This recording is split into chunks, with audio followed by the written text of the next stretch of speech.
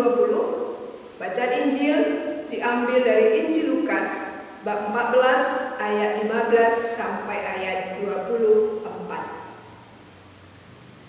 Mendengar itu berkatalah seorang dari tamu-tamu itu kepada Yesus, "Berbahagialah orang yang akan dijamu dalam kerajaan Allah."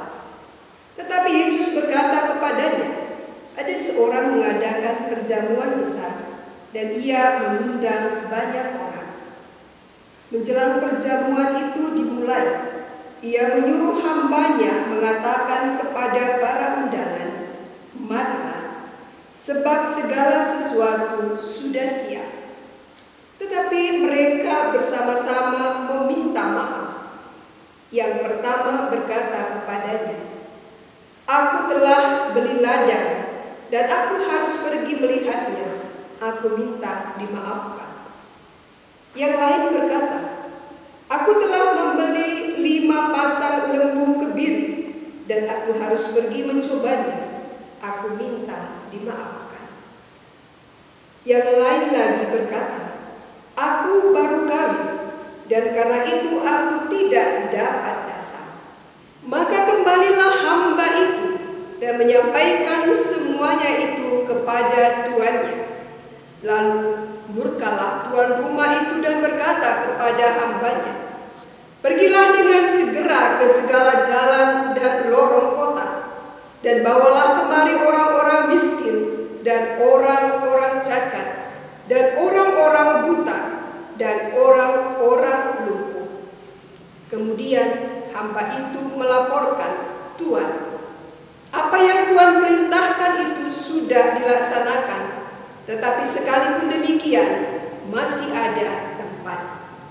Lalu kata tuan itu kepada hambanya, 'Pergilah ke semua jalan dan lintasan, dan paksalah orang-orang yang ada di situ masuk, karena rumahku harus penuh.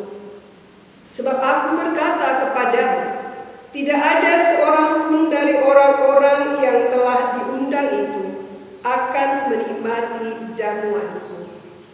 Demikianlah sabda Tuhan.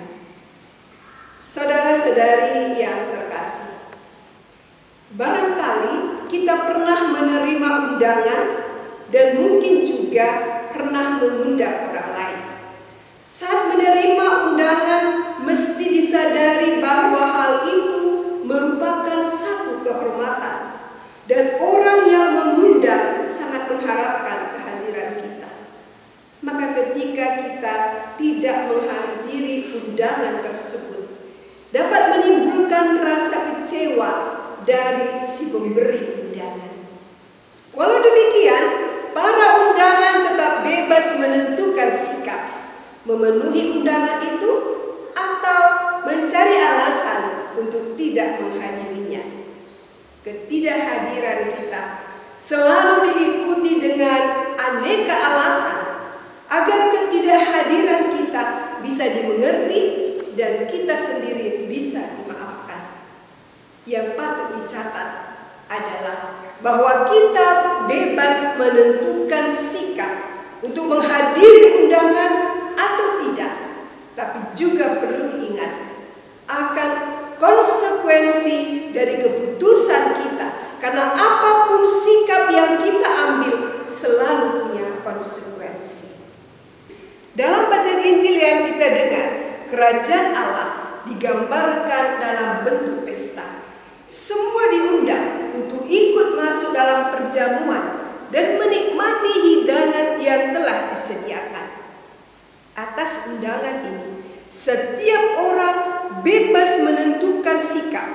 Yang penting kita ketahui bahwa pesta telah disiapkan, undangan juga sudah disebarkan, dan kehadiran para undangan sangat diharapkan. Namun kenyataannya banyak undangan yang tidak mau hadir dengan berbagai macam alasan. Ada 3 alasan yang bisa kita lihat, yaitu alasan karena baru membeli ladang dan harus melihatnya, baru membeli lembu dan harus mencobanya, dan yang terakhir mereka baru kawin. Betapa kecewanya Tuhan yang mengadakan pesta itu ketika mendengar orang-orang yang ia undang justru menolak untuk datang ke perjamuan itu. Semua sudah tersedia, tapi orang yang diundang dan yang sangat diharapkan untuk menanggapi undangan itu ternyata menolaknya dengan berbagai alasan.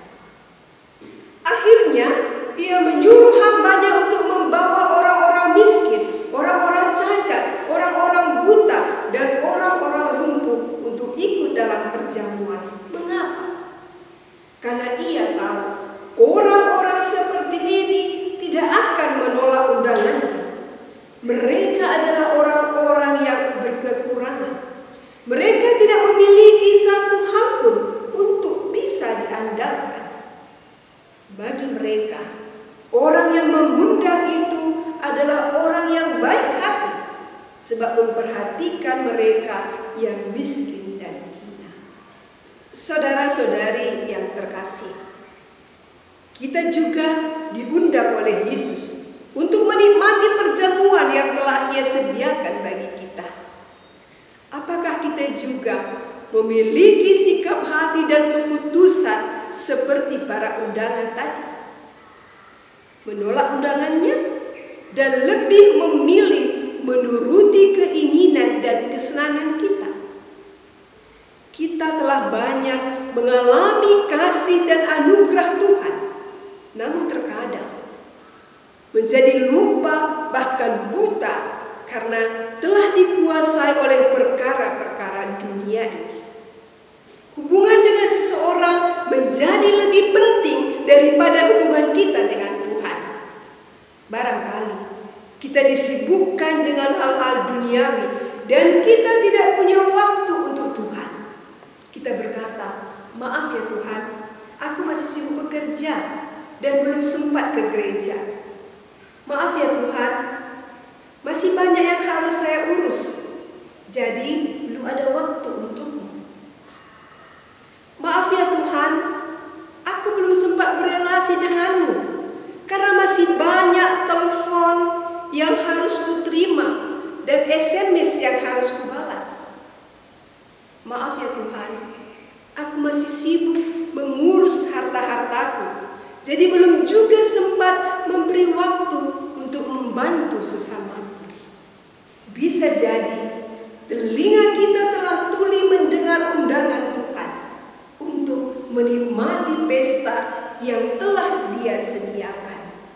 Kekayaan, kedudukan dirasa cukup dan tidak perlu bergantung kepada Tuhan. Suatu sikap hati yang sombong. Dan Allah mencari dan memilih orang-orang yang berkekurangan, yang miskin, yang bergantung dan mengandalkan hidupnya kepada Tuhan untuk menerima kemurahan hatinya. Maka mari kita menanggapi undangan Tuhan agar kita juga dapat menikmati hidangan kebahagiaan yang telah disediakan.